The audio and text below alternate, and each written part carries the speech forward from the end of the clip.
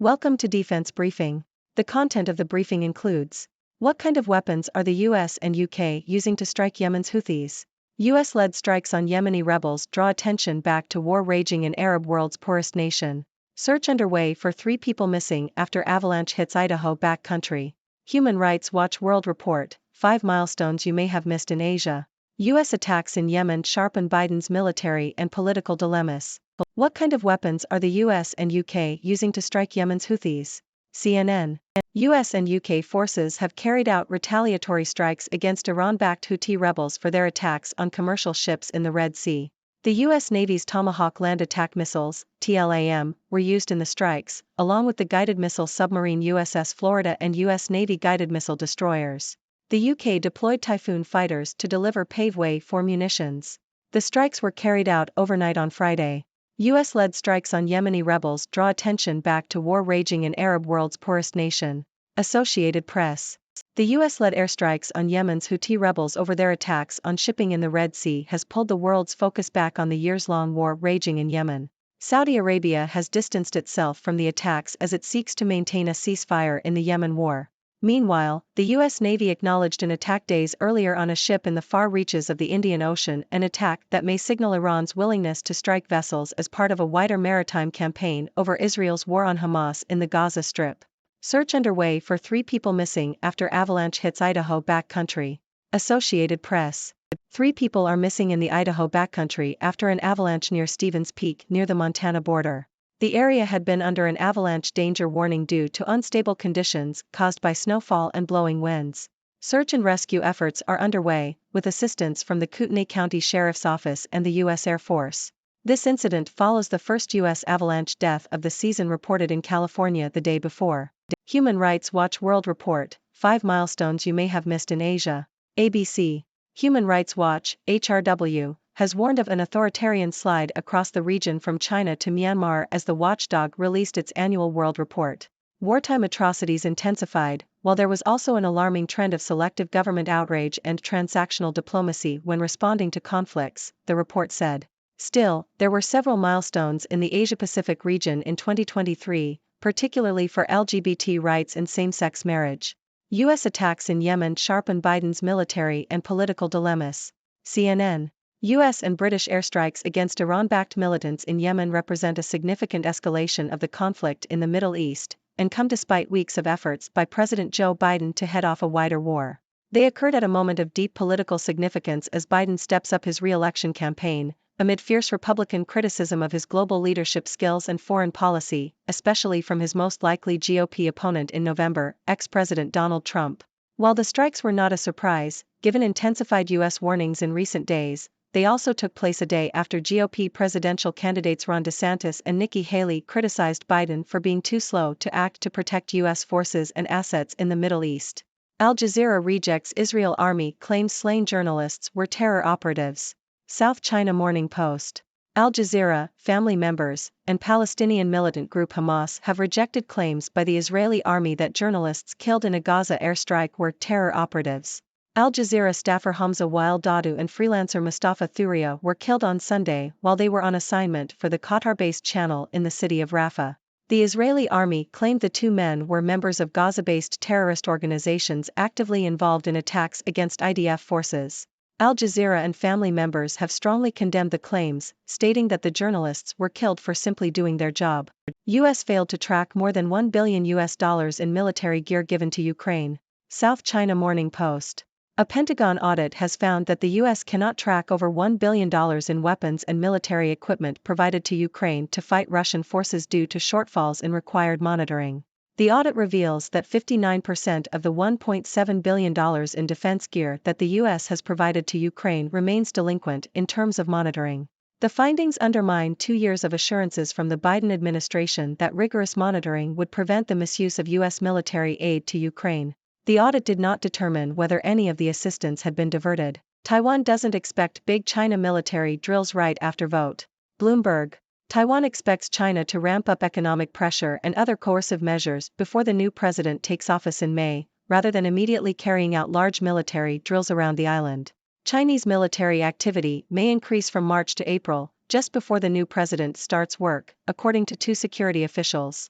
Beijing wants to destabilize the political situation, isolate Taiwan globally, and influence the inauguration speech on May 20. China may also be limited in its response due to its own domestic challenges and the desire to avoid tensions with the U.S. U.S. Navy helicopter crew survives crash into bay in Southern California. Associated Press. A U.S. Navy helicopter has crashed into San Diego Bay during a training exercise. All 6 crew members survived and were taken ashore for medical evaluations.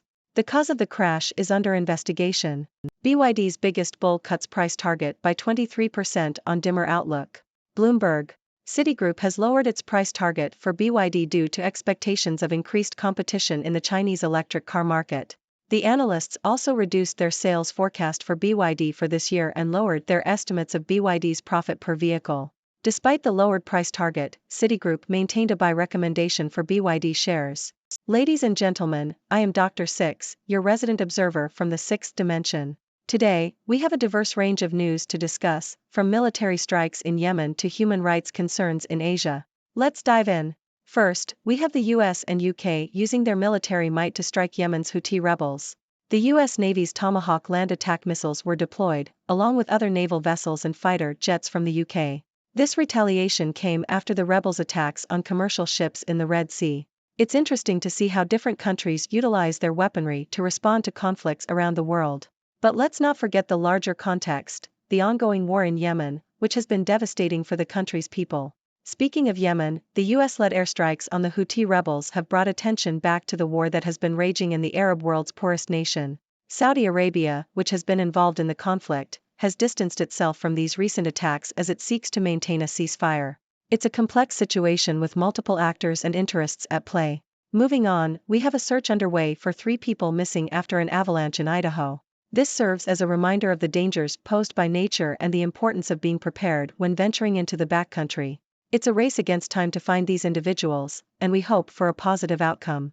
In a different vein, Human Rights Watch has released its annual World Report, highlighting an authoritarian slide across the Asia-Pacific region. The report mentions worsening wartime atrocities and selective government responses to conflicts. However, there have also been positive developments in terms of LGBT rights and same-sex marriage. It's a mixed bag of progress and setbacks for human rights in the region. Turning our attention back to the U.S., the recent airstrikes in Yemen have sharpened President Joe Biden's military and political dilemmas. These strikes come at a crucial time as Biden faces criticism from Republicans, including former President Donald Trump, regarding his global leadership skills and foreign policy. It's a delicate balancing act for the Biden administration to navigate these challenges. In other news, Al Jazeera has rejected claims by the Israeli army that journalists killed in a Gaza airstrike were terror operatives. The channel, along with family members and Hamas, strongly condemns these allegations. It's a reminder of the risks that journalists face while reporting from conflict zones and the importance of press freedom. Shifting gears, a Pentagon audit has revealed that the U.S. cannot track over $1 billion in military gear provided to Ukraine to fight Russian forces.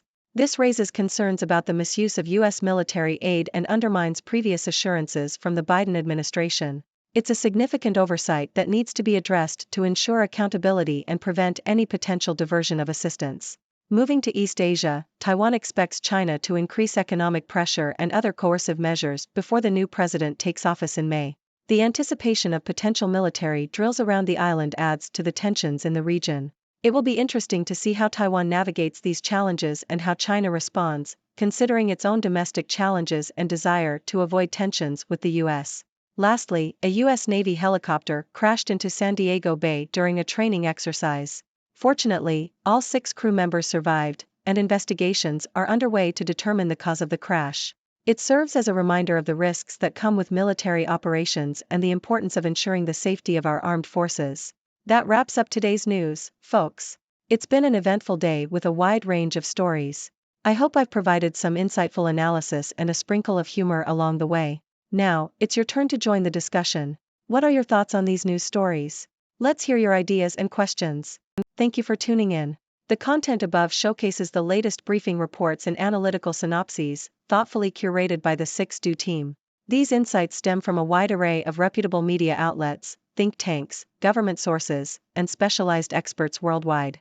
We encourage you to explore these sources for a comprehensive perspective. Keep in mind that while the content may not always align with the official standpoint of 6 Do Brief, it's not meant to be taken as absolute directives for decision-making.